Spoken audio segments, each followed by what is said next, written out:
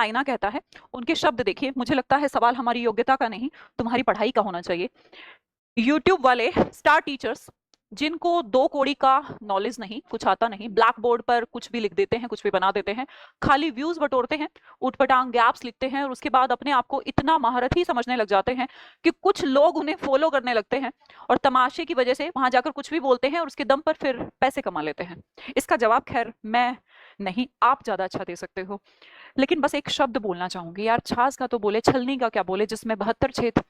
तुम बोल रहे हो जो सुबह से शाम तक सिर्फ फर्जी न्यूज देते हो, बिना होमवर्क की न्यूज देते हो। तुम 2000 के नोट में चिप लगा देते हो, ऐसी चिप कि अगर जमीन में भी पैसा काट दोगे तो आरबीआई को पता लग जाएगा, ऐसे ऐसा मिसगाइड करते हो।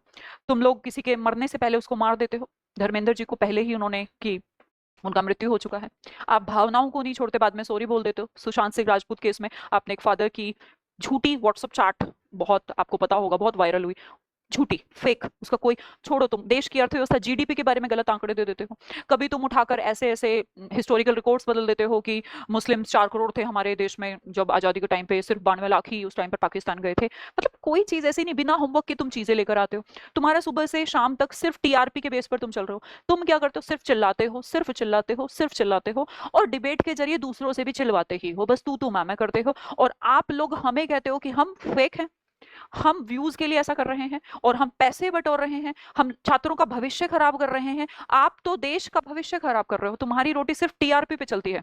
और ये जो बात आपने बोली है, इसका आंसर मैं चाहूंगी बच्चे आप कमेंट सेक्शन में देना कि ये टिप्पणी जो लोगों के ऊपर और जो एक टीचर्स के ऊपर, वो भी ऑनलाइन ट्यूटर्स। आपको मैं एक बात बताती हूँ, एक रियल, हम लोग, मैं 2017 से पढ़ा रही हूँ और 2020 तक मैंने ऑफलाइन पढ़ाया। उसके बाद 2021 से मैं अपने चैनल ओशन गुरुकुल्स मैंने ओपन किया। आपके प्यार की वजह से बहुत सारे लोग इससे कनेक्ट हुए और आज 2026 है। मैं अपनी जर्नी में अगर आपको बताऊं ना, तो जो 3 साल थे ना, वहां कम मेहनत था, पिछले 5 साल में ज्यादा मेहनत है।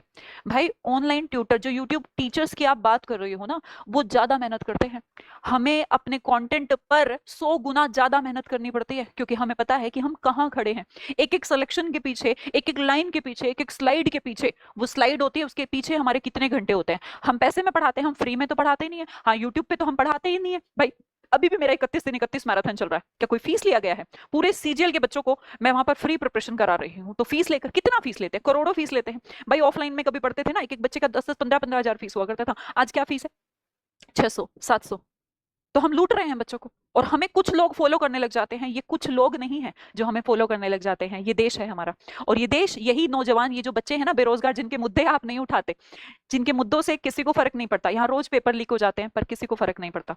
सीबीएसई का कॉपी चेंज हो जाता है, फर्स्ट पेज किसी और का है, बाद में किसी और का है, आपको कोई फर्क नहीं पड़ता। बेरोजगारी से आपको कोई फर्क नहीं पड़ता, रोज वैकेंसी कम हो रही है, आपको कोई फर्क नहीं पड़ता। तो आप रियल मुद्दे कुछ उठाते नहीं हो। अगर हम उस बारे में कहते हैं कि ऐसा होना चाहिए, तो हम लोग फेक है, हम सिर्फ व्यूज के लिए ऐसा कर रहे हैं।